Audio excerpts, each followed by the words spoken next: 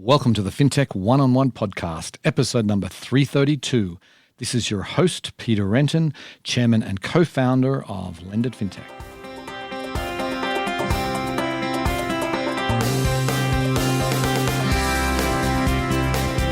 Before we start today's episode, I want to tell you about a new event from Lendit Fintech.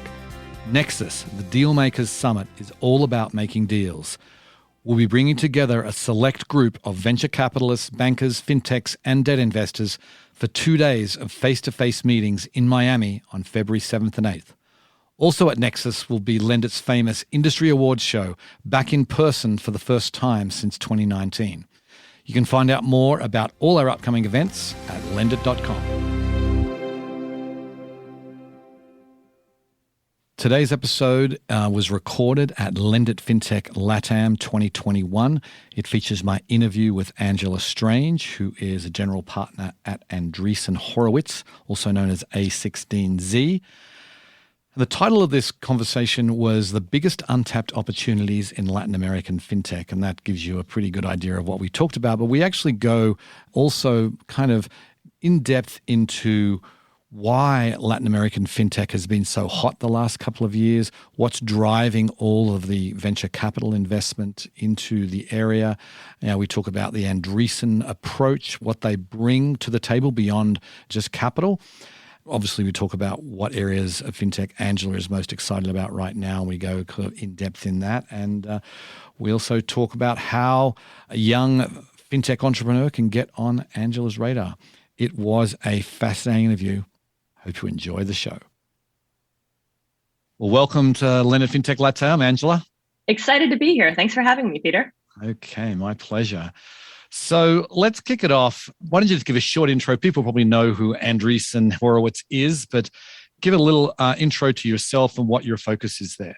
I grew up in Canada, grew up doing our family finances. I was one of these rare young kids that wanted to be an accountant, followed by a tax lawyer.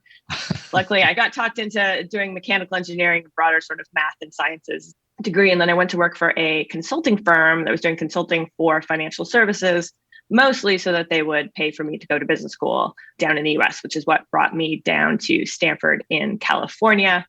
And then I'll give the fast tour. I took a slight detour to try and be a professional runner. I was trying to make the Olympic team for the marathon in Canada. Wow.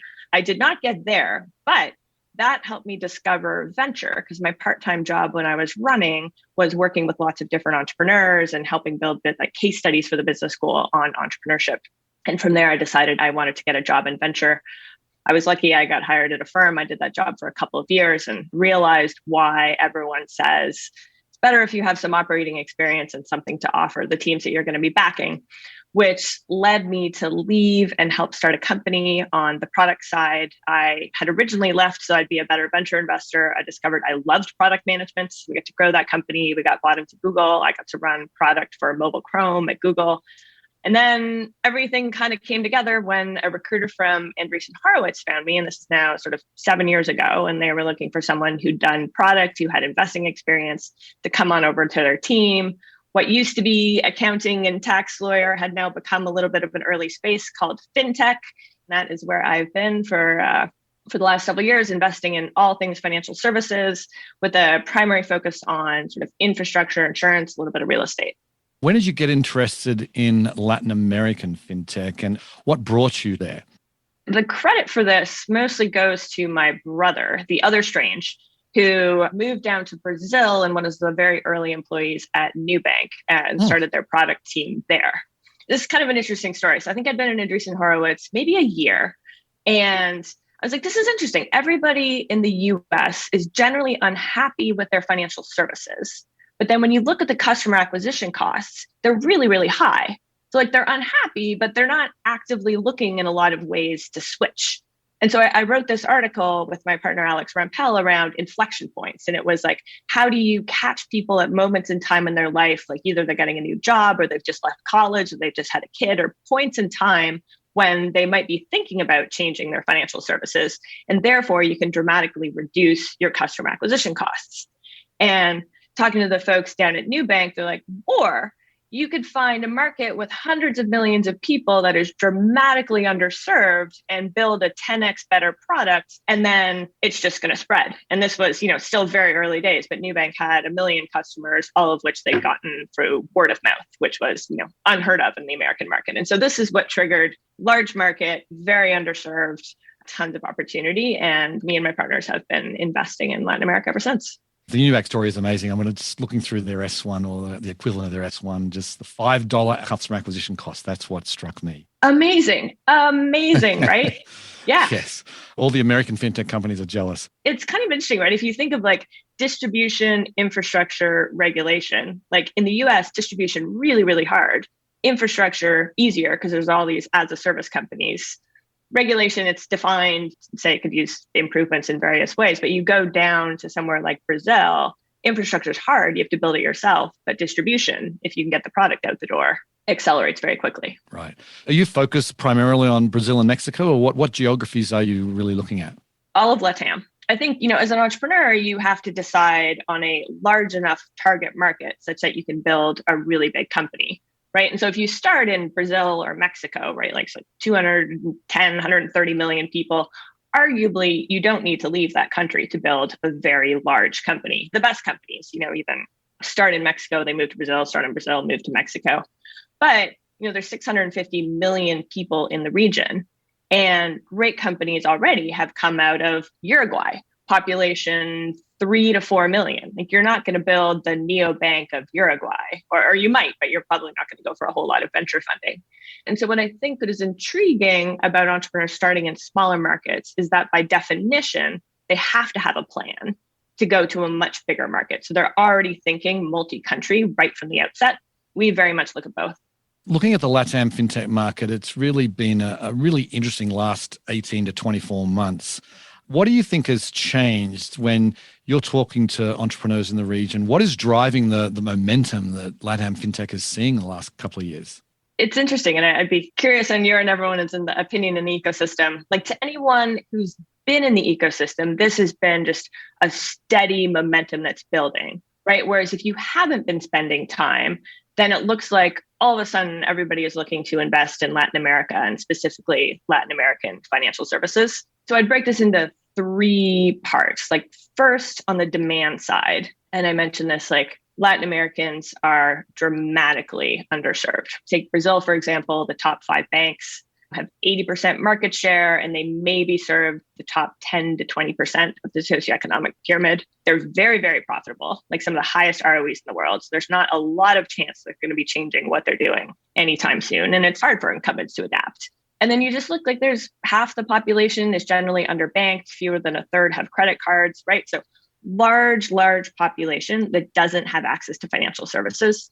But to your point, like this has been the case for a long time. And so why now?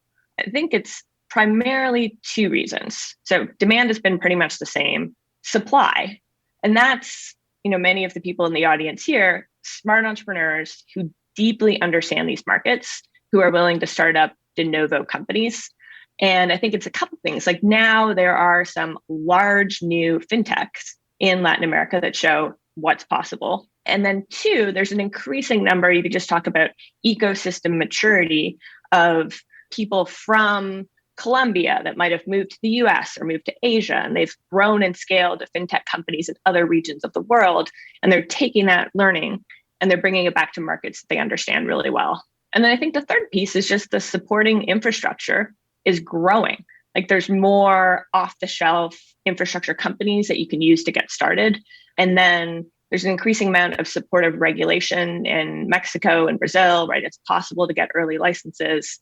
So I think all of those things coming together are starting to create more and more momentum to more new companies. Right. It makes sense here. It's a lot easier to get started today as an entrepreneur than it was 5 years ago.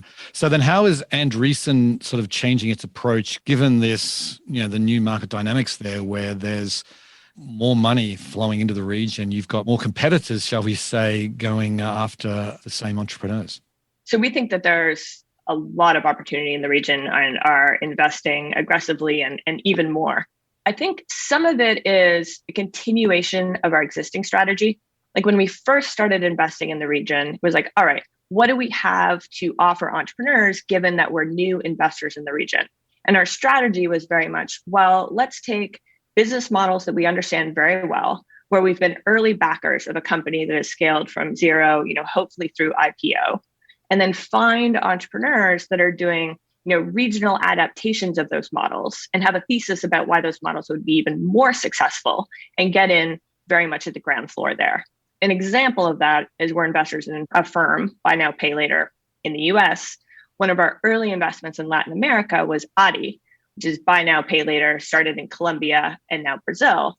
And if you think, well, it would make sense that that model would work in Latin America, and it works even better for, one, the region I mentioned, there's just a larger underserved population. One of the stats I like that really accentuates this is Colombia, there's 80% smartphone penetration, there's 14% credit card penetration. Very, very difficult to pay.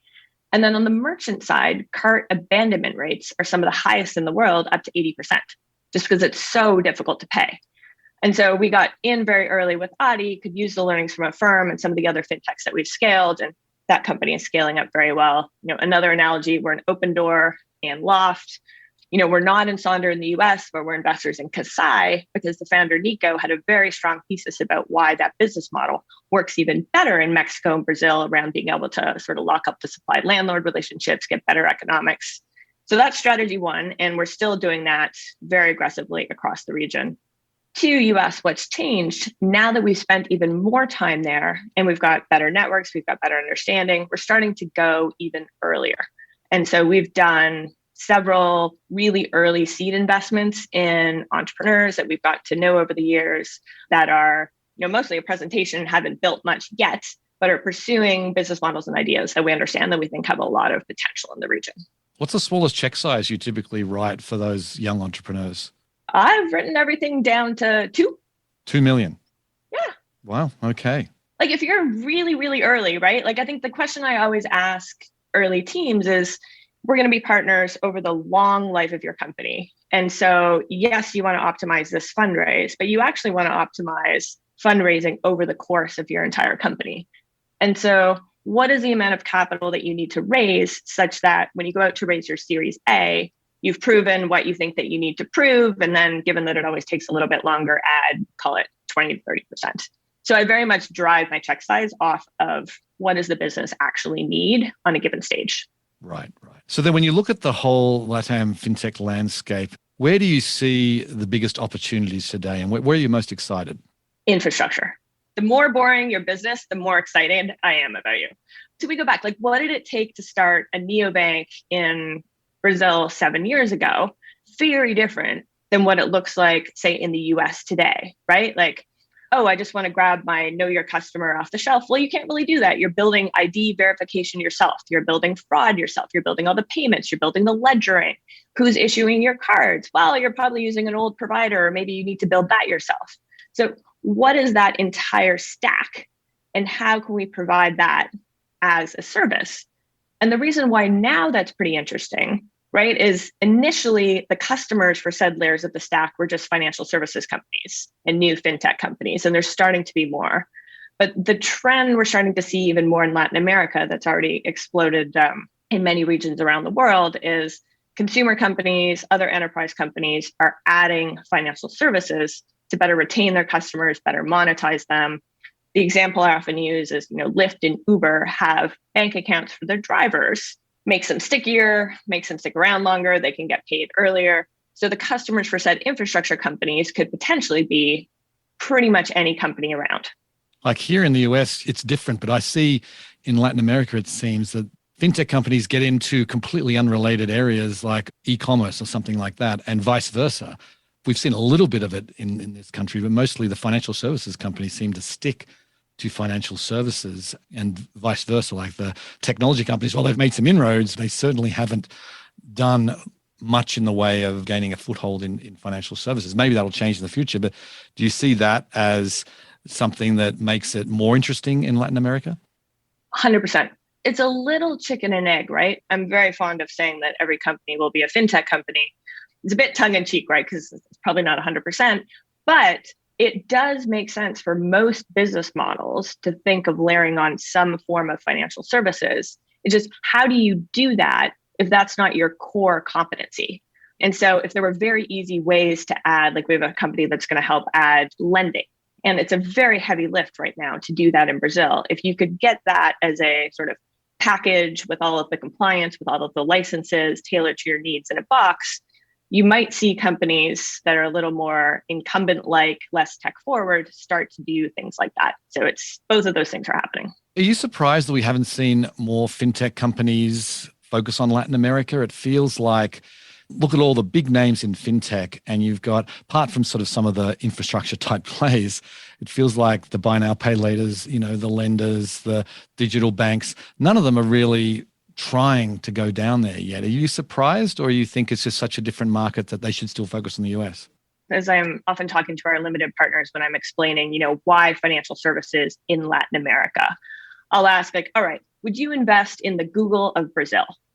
No, that doesn't make sense. Google is just the Google of Brazil. Right. But would you want to invest in the, new bank of Brazil? Well, definitely, right? So to your point, Chime is in the US, does it make sense for Chime to Brazil? Probably not, because regulation is entirely different. The payment preferences are entirely different. How consumers want to interact is entirely different.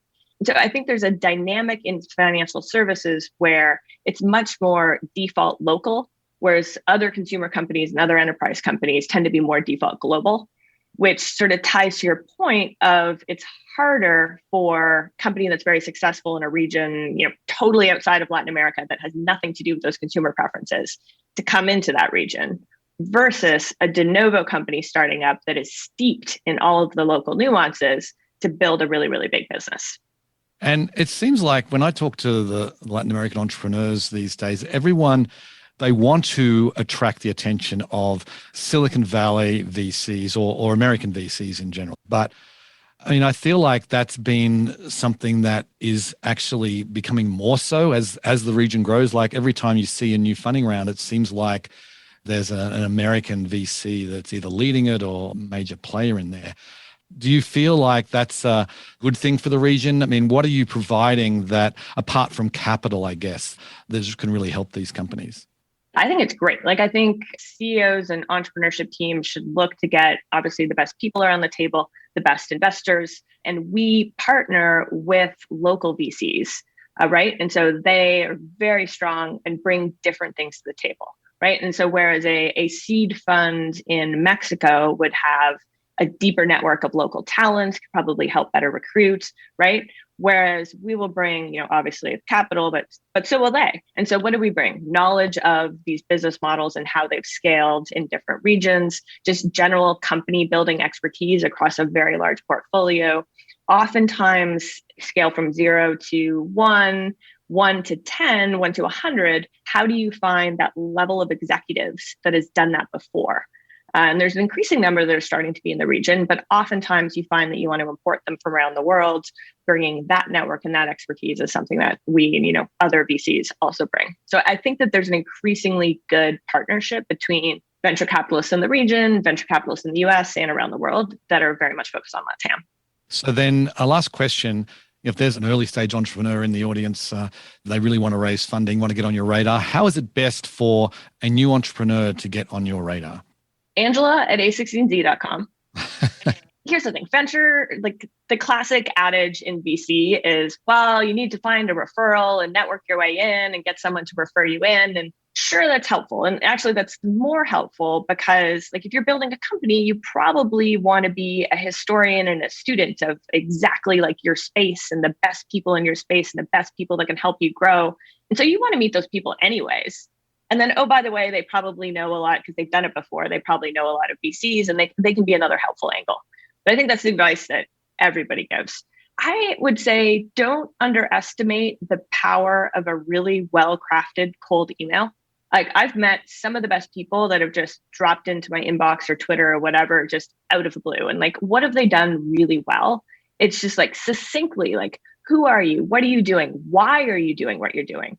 Right? Because at the earliest stages, what VCs are thinking about is okay, can this person convince people to work for them, right? Can you attract the best employees? And then are you going to be able to raise capital over the long term? And then is there just a reason endemic to you about why you're pursuing this idea? And if you can just demonstrate that in a clear and succinct way, then you will get lots of people's attention. Okay, we'll have to leave it there, Angela. Thank you so much for joining us today. Next year, we'll have to get you here in person. Most definitely. Okay. I would love to. Thank you. You know, I always enjoy chatting with Angela. As you can tell, she's really approachable, down to earth. I mean, she's very much open to being contacted. We didn't touch on this in the interview, but I think it's important to note that, you know, really the capital and expertise that VCs like Andreessen bring to Latin America. This wasn't always the case. If you talk to Latin American entrepreneurs 5 or 10 years ago, you could not get any of the American venture capitalists to come down and invest. But that has now changed. And it feels like, particularly on the fintech side, pretty much every VC, if they're not investing today, they're looking to invest, because the reality is there's so much opportunity in Latin America, probably more opportunity in this region than any other place on earth. Fintech is hot and it's only going to get hotter. Anyway, on that note, I will sign off. I very much appreciate you listening, and I'll catch you next time. Bye.